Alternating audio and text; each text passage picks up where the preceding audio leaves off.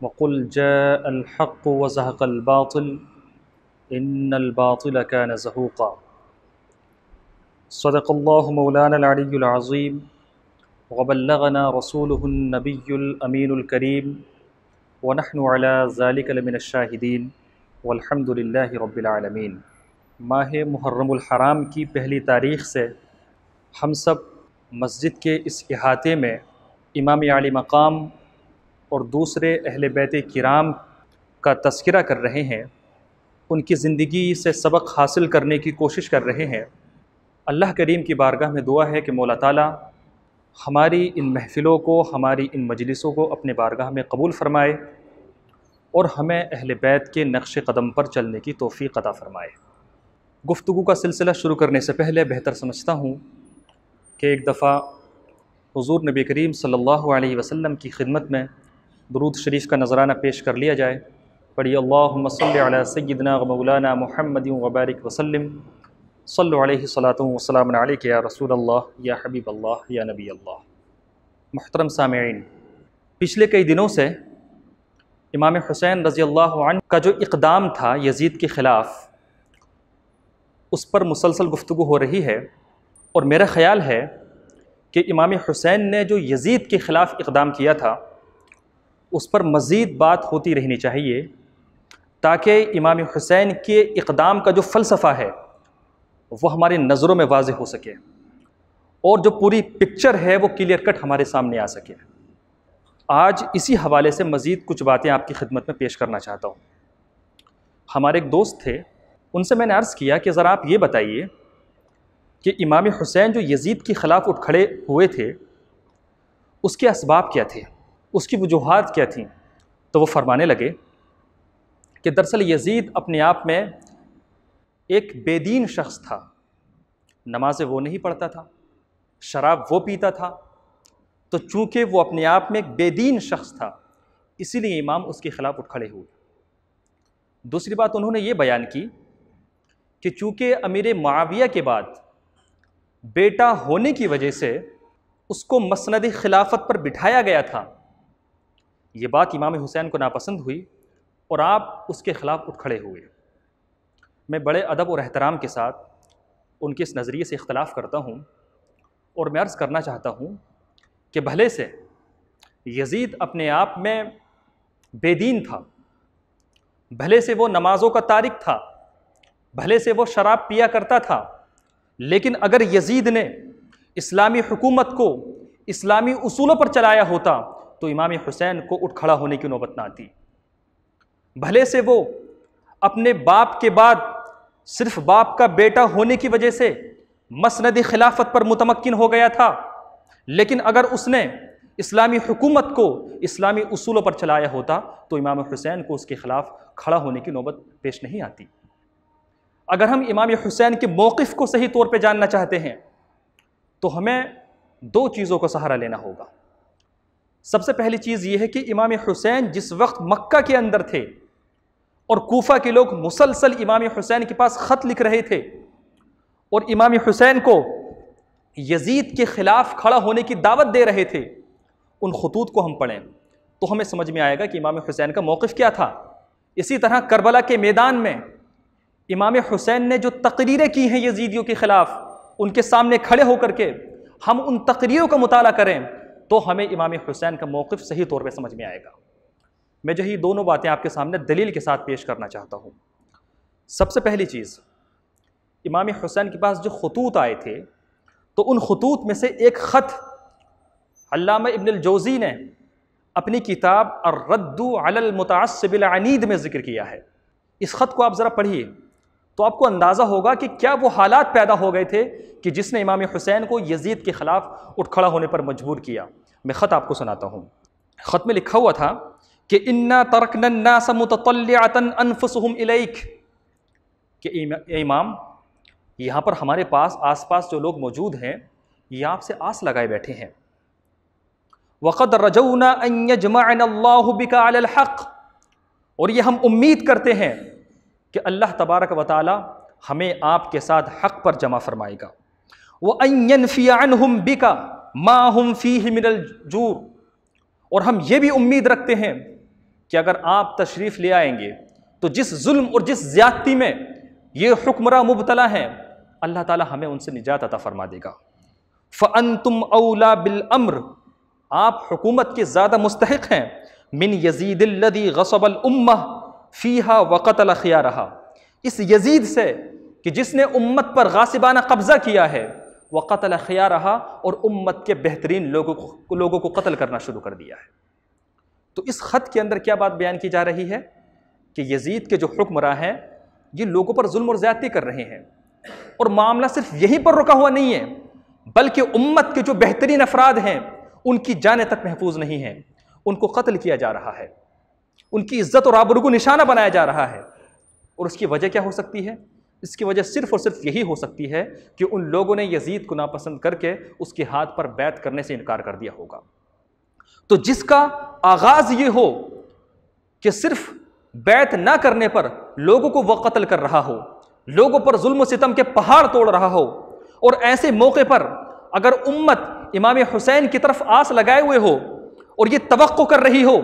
کہ امام حسین ہمارے درمیان آئے اور جس ظلم اور جس زیادتی میں ہم اس وقت مبتلا ہیں ہم کو اس سے باہر نکالے، تو ذرا سوچئے کہ کیا امام حسین کو اس موقع پر اپنے گھر کے اندر بیٹھنا چاہیے تھا؟ امت آس لگائے بیٹھی ہے،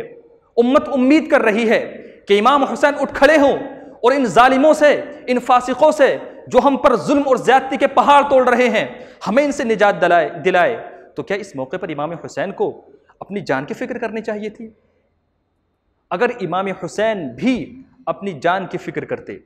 اگر امام حسین بھی مسجد کے اندر بیٹھ کر کے نماز اور تسبیح اور تحلیل میں مشغول رہتے،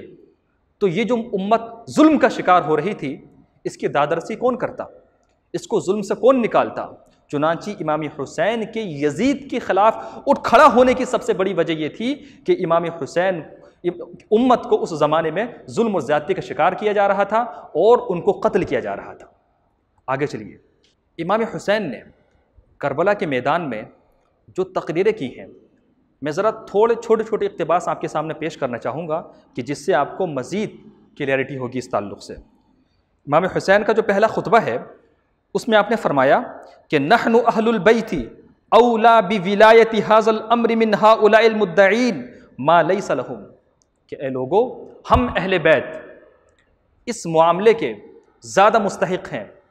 ان جھوٹے دعوے داروں سے، السائرین فیکم بالجور والعدوان،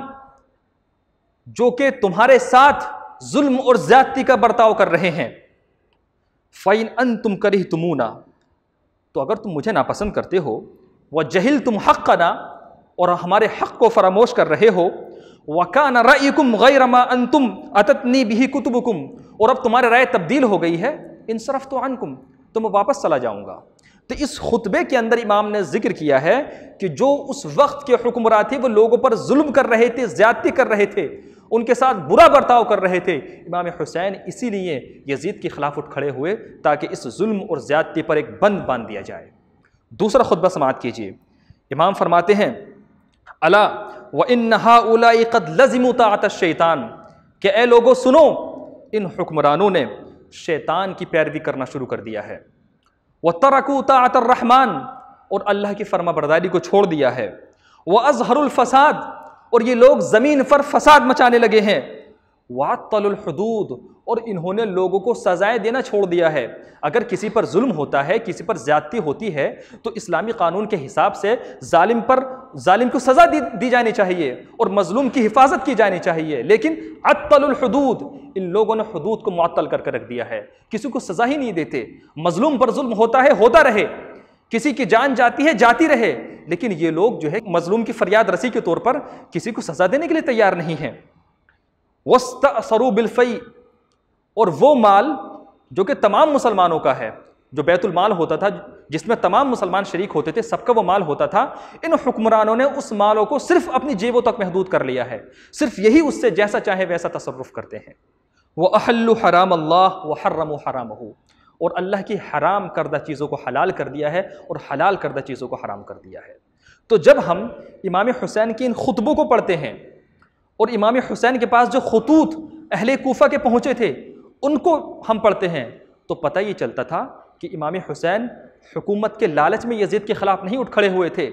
امام حسین صرف اس وجہ سے یزید کے خلاف نہیں اٹھ کھڑے ہوئے تھے کہ وہ جو ہے بے دین تھا، امام حسین صرف اس وجہ سے یزید کے خلاف نہیں اٹھ کھڑے ہوئے تھے کہ وہ باپ کا چونکہ بیٹا تھا اور بیٹا ہونے کی وجہ سے حکمراں بنا لیا گیا ہو، بلکہ امام حسین کے یزید کے خلاف کھڑا ہونے کی جو سب سے بنیادی اور اہم وجہ تھی وہ لوگوں کا مظلومیت کا شکار ہونا تھا، لوگوں پر ظلم کرنا تھا۔ اگر لوگوں پر ظلم نہ کیا جاتا، اور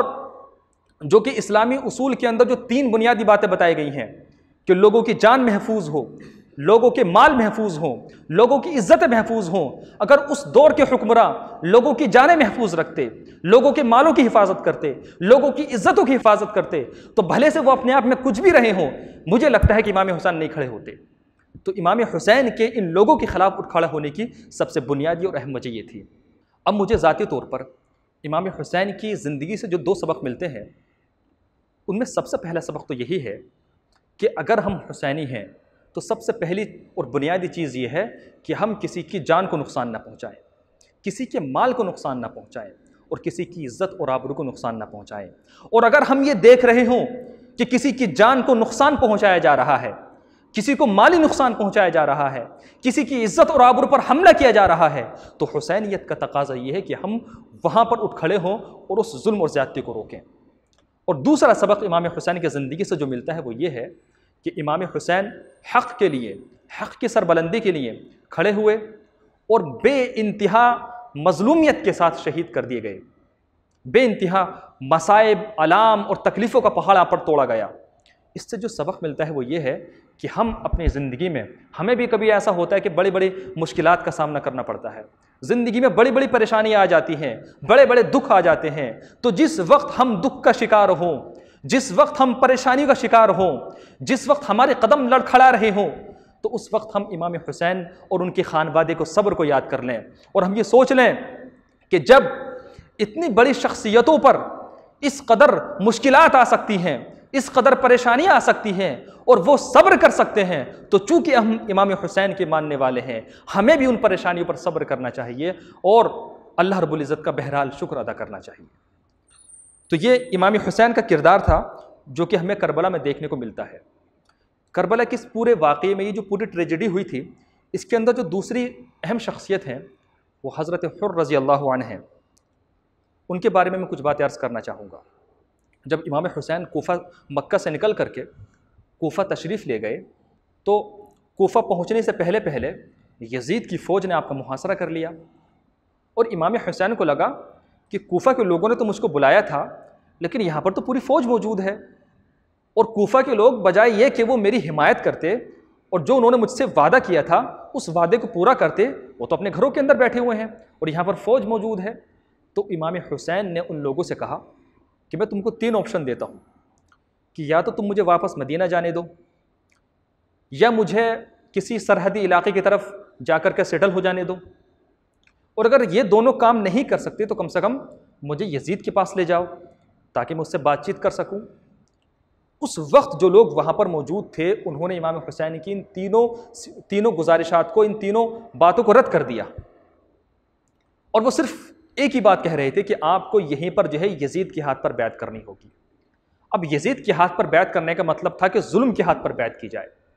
یزید کو قبول کرنے کا مطلب یہ تھا کہ جو لوگوں پر ظلم اور زیادتی کے پہاڑ توڑے جا رہے ہیں اس کو قبول کر لیا جائے۔ امام حسین بیعت کرنے کے لیے تیار نہیں ہوئے۔ اس موقع پر حضرت حر جو کہ یزید کی فوج کے ایک سپہ سالار تھے، جب انہوں نے دیکھا کہ امام حسین جو بھلے سے یزید کے خلاف اٹھ کھڑے ہوئے تھے لیکن اب واپس جانا چاہتے ہیں، مزاحمت سے گریز کر رہے ہیں، تو اس نے اس یزیدی لشکر میں جو لوگ موجود تھے اور جو دوسرے سپہ سالار تھے ان سے کہا کہ کیسا یہ تم لوگ کیا کر رہے ہو؟ امام حسین کوئی مزاحمت نہیں کر رہے، وہ تم کو 3 آپشن دے رہے ہیں اور تم ایک آپشن بھی قبول کرنے کے لیے تیار نہیں ہو۔ اور یہ جو فرات کا پانی ہے کہ جس سے یہودی بھی پانی پی سکتے ہیں، مجوسی بھی پانی پی سکتے ہیں، نصرانی بھی پانی پی سکتے ہیں، یہاں تک کہ اس علاقے کے جانور تک اس سے پانی پی سکتے ہیں، تم نے جو ہے امام حسین اور ان کے خانوادے کے لوگوں پر اس پانی کو بند کر دیا، یہ کیسا ظلم تم لوگ کر رہے ہو؟ چنانچہ حضرت حر یزیدیوں کے اس لشکر سے نکلے، اپنے منصب کو چھوڑا اور چھوڑ کر کے امام حسین کے خیمے میں آ گئے، امام حسین کے صف میں آ گئے اور امام حسین اور ان کے خانوادے کا دفاع کرتے ہوئے شہید ہو گئے۔ جب امام حضرت حر کے اس قربانی کو پڑھتا ہوں تو دل میں یہ خیال گزرتا ہے کہ یہ کیسی شخصیت تھی کہ ایک طرف تو اس کے پاس بڑا منصب تھا،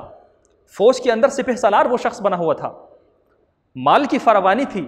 سب کچھ موجود تھا، لیکن جب ان کے سامنے حق واضح ہو گیا اور ان کی آنکھیں کھل گئیں تو انہوں نے نہ تو اپنے منصب کی پرواہ کی، نہ اپنے روپے اور پیسے کی پرواہ کی، نہ اپنی جان کی پرواہ کی، بلکہ منصب کو بھی قربان کیا، روپے اور پیسے کو بھی قربان کیا، بلکہ اپنے جان کو بھی قربان کر دیا اور حق کو گلے لگایا۔ حضرت حر کی اس واقعے سے ہمیں سبق ملتا ہے کہ اگر ہماری زندگی میں بھی اگر کہیں پر ایک طرف حق کی بات ہو اور ایک طرف منصب کی بات ہو، ایک طرف حق کی بات ہو ایک طرف روپے پیسے کی بات ہو، تو ہمیں حضرت حر کی سنت پر عمل کرتے ہوئے حق کو قبول کرنا چاہیے اور منصب اور روپے پیسے کو لات مار دینی چاہیے۔ واقعہ کربلا میں جو ایک تیسرا جو کردار ہے جو ہمیں دیکھنے کو ملتا ہے وہ یزید کا ہے۔ یزید کے ذہن میں دنیا سما گئی، یزید کے ذہن میں حکومت کا لالچ سما گیا اور اس نے جو ہے اپنی حکومت کو دنیا ہی کو سب کچھ بنا لیا اور اپنی حکومت چلانے کے لیے، اپنی حکومت بنانے کے لیے اس کے لیے اس نے دینی احکام کو بھی فراموش کر دیا، دین کو پس پشت ڈال دیا۔ نتیجہ ہم دیکھ رہے ہیں کہ بھلے سے اس نے اس دور کے اندر لوگوں پر ظلم اور زیادتی کی ہو، اس کے دور حکومت میں حضرت امام حسین اور ان کا خانوادہ شہید ہو گیا ہو، مدینے کے لوگ شہید ہو گئے ہوں، تمام کچھ اس نے کیا حکومت کے لیے، لیکن آج صورتحال یہ ہے کہ یزید کا کوئی نام اچھے سے لینے والا موجود نہیں ہے۔ امام حسین کا سب ذکر کرتے ہیں، امام حسین کی سب تعریف کرتے ہیں، لیکن کوئی بھی یزید کا نام لینے والا نہیں ہے۔ وجہ کیا تھی؟ وجہ صرف یہ تھی کہ اس نے دنیا کو اپنے من اور ذہن میں بسا لیا۔ تو ہمیں جو سبق ملتا ہے اس یزید کے واقعے سے وہ یہ ملتا ہے کہ ہم دنیا کو اپنے ذہن کے اندر نہ سمائیں، ہم دنیا کو سب کچھ نہ سمجھیں، دنیاوی جاہ و جلال کو اتنی اہمیت نہ دیں کہ حق ہم سے چھوٹ جائے۔ اگر ہم بھی ایسا ہی کریں گے تو پھر ہم بھی یزیدی ہوں گے اور ہمارا انجام بھی وہی ہوگا جو کہ یزید کا ہوا۔ میں نے آپ کے سامنے کتاب کا ذکر کیا تھا جو کتاب علامہ ابن الجوزی کی ہے، اور اس کتاب میں انہوں نے جو ہے یزید کی حقیقت کو بیان کیا ہے اور امام حسین پر جو ظلم اور زیادتی کی گئی تھی اس کو بھی بیان کیا ہے۔ آخر میں علامہ ابن الجوزی نے ایک بڑی بہترین فصل قائم کی ہے اور اس فصل کے اندر بعض ناصبیوں کے اعتراضات ذکر کر کے ان کے جوابات دیے ہیں۔ میں بس اختصار کے ساتھ وہ بھی آپ کے سامنے پیش کرنا چاہوں گا۔ ناصبیوں کا پہلا اعتراض یہ ہے کہ امام حسین باغی تھے کیونکہ اس نے جو ہے ایک حاکم کے خلاف بغاوت کی۔ علامہ ابن الجوزی اس کا جواب دیتے ہوئے کہتے ہیں کہ خارجی وہ ہوتا ہے من خرج علی مستحق، جو کسی مستحق کسی حقدار کے خلاف اٹھ کھڑا ہو۔ ایک حاکم ہے جو کہ عدل کے ساتھ انصاف کے ساتھ حکومت کر رہا ہے، سب لوگوں کو امن و امان پہنچا رہا ہے، لوگوں کو حق مل رہے ہیں، لوگوں کی جانیں محفوظ ہیں، لوگوں کے مال محفوظ ہیں، لوگوں کی عزتیں محفوظ ہیں، سب کچھ صحیح طور پہ چل رہا ہے اور وہ چلا رہا ہے۔ اگر ایسے شخص کے خلاف کوئی اٹھ کھڑا ہوا ہے تو اس کو باغی کہا جائے گا۔ لیکن وَإِنَّمَا خَرَجَ الْحُسَيْنُ لِدَفْعِ الْبَاطِلِ وَإِقَامَةِ الْحَقِّ، لیکن جہاں تک امام عالی مقام کا سوال ہے، آپ اقامت حق کے لیے کھڑے ہوئے تھے اور ابطال باطل کے لیے کھڑے ہوئے تھے۔ آپ کا مقصد جو ہے اس یزید، آپ کا مقصد جو ہے حکومت نہیں تھا، آپ کا اصل مقصد حق کو قائم کرنا تھا اور باطل کو دور کرنا تھا۔ ایک دوسری جو ہے بات بعض ناصبی کی طرف سے یہ کہی جاتی ہے کہ یزید چونکہ ایک صحابی رسول کا بیٹا تھا، امیر معاویہ کا بیٹا تھا، لہٰذا امیر معاویہ کے احترام میں چاہیے کہ یزید کو کچھ نہ کہا جائے۔ علامہ ابن الجوزی اس کا جواب دیتے ہوئے کہتے ہیں کہ تم یزید کو چھوڑو، یزید جو ہے حضرت معاویہ کا بیٹا ہے، بات صحیح ہے، لیکن عمر بن سعد بن ابی وقاص، وہ شخص جو کہ قاتلین حسین میں شامل تھا، اس کو لیجیے آپ۔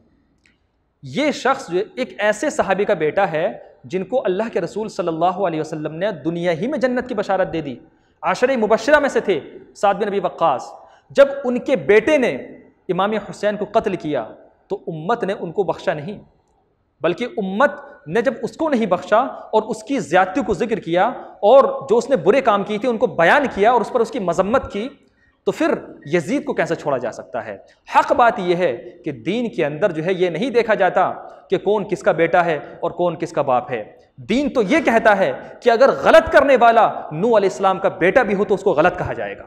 یہ نہیں ہے کہ صرف اس وجہ سے اس کو چھوڑ دیا جائے گا کہ وہ نوح علیہ السلام کا بیٹا تھا. دین کے اندر غلط غلط ہے اور صحیح صحیح ہے.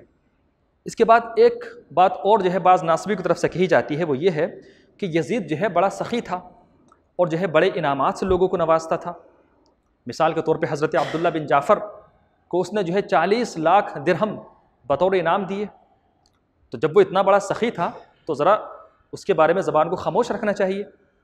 علامہ ابن الجوزی کہتے ہیں کہ جس چیز کو تم مدح کے طور پہ پیش کر رہے ہو وہ مدح نہیں ہے، وہ تو اس کی مذمت ہے. کیونکہ ایک حاکم کے پاس جو مال ہوتا ہے وہ مال اس کا اپنا ذاتی نہیں ہوتا، وہ مال تو تمام لوگوں کا ہوتا ہے، تمام جو بھی اس کے رعیہ ہوتے ہیں سب کا مال ہوتا ہے. تو رعایا کے مال میں سے 40 لاکھ درہم کی بڑی رقم نکال کر کے کسی ایک شخص کو دے دینا یہ فضول خرچی ہے، یہ اسراف ہے. اگر اس کا اپنا ذاتی مال ہوتا تو اس کو حق تھا کہ وہ 40 لاکھ نہیں 50 لاکھ درہم دے دیتا، لیکن 40 لاکھ درہم اور وہ بھی امت کے مال میں سے دے دینا یہ تو فضول خرچی ہے. اس کے بعد ایک آخری بات جو کہ بعض ناصبی کی طرف سے کہی جاتی ہے وہ یہ ہے کہ یزید جو ہے وہ قرن ثانی میں تھا، اور اللہ کے رسول صلی اللہ علیہ وسلم نے فرمایا کہ سب سے بہترین قرن میرا قرن ہے، سب سے بہترین زمانہ میرا زمانہ ہے، اس کے بعد کا زمانہ ہے، اس کے بعد کا زمانہ ہے. تو اس حدیث کی روشنی میں جو دوسرا زمانہ ہے، جو دوسرا قرن ہے، یزید اس کے اندر تھا. اچھا میں یہاں پہ ایک وضاحت کر دوں، لفظ قرن موجودہ دور میں صدی کے معنی میں استعمال ہوتا ہے، لیکن قدیم زمانے میں جو اہل لغت ہیں ان کے مطابق جب لفظ قرن بولا جائے تو صحیح قول یہ ہے کہ اس سے 40 سال کا زمانہ مراد ہوتا ہے. تو قرن سے مراد 40 سال کا زمانہ. تو بعض لوگ یہ کہتے ہیں کہ یزید دوسرے قرن میں تھا، جو کہ 60-61 کے آس پاس کا یہ واقعہ ہے، اور حضور نے فرمایا ہے کہ میرا جو قرن ہے، جو میرا زمانہ ہے وہ سب سے بہتر زمانہ ہے، اس کے بعد دوسرا بہتر زمانہ ہے، اس کے بعد تیسرا بہتر زمانہ ہے. تو یزید ایک بہتر زمانے میں تھا، لہٰذا جو ہے اس کے بارے میں زبان کو خاموش رکھا جائے. علامہ ابن الجوزی کہتے ہیں کہ اس میں کوئی شک نہیں ہے، حضور نے فرمایا کہ یہ 3 زمانے بہترین زمانے ہیں، لیکن اس کا مطلب یہ نہیں ہے کہ جو ہے ان زمانوں میں پیدا ہونے والا ہر شخص صحیح ہوگا، بلکہ حضور کے فرمانے کا مطلب یہ ہے کہ ان زمانوں کے اندر عمومی طور پہ لوگ بہتر ہوں گے. اور یہ بات صحیح ہے کہ ان زمانوں کے اندر صحابہ موجود تھے، تابعین موجود تھے، امت کے بہترین افراد ان زمانوں کے اندر موجود تھے. اس کا مطلب یہ نہیں ہے کہ بعض نادر اور نایاب لوگ جو ظالم اور فاسق ہوں گے وہ نہ ہوں گے، بلکہ تھے اور ہیں. حجاج جیسے لوگ اسی زمانے کے اندر تھے جنہوں نے ظلم و ستم کے پہاڑ توڑے تھے، اور بڑے بڑے اہل بدعت معبد جوہنی وغیرہ انہی زمانوں کے اندر پیدا ہوئے. تو بعض برے لوگ بھی ان زمانوں کے اندر پائے جا سکتے ہیں، لہٰذا یہ کہہ کر کے کہ یہ بہترین زمانے ہیں آپ یزید کی بہتری ثابت نہیں کر سکتے. تو یہ چند باتیں تھیں جو میں آپ حضرات کے سامنے پیش کرنا چاہتا تھا. اللہ کی بارگاہ میں دعا ہے کہ مولا تعالی ہم سب کو اہل بیت اور خصوصاً امام حسین رضی اللہ تعالی عنہ کے نقش قدم پر چلنے کی توفیق عطا فرمائے. وآخر دعوانا الحمدللہ رب العالمین. السلام علیکم.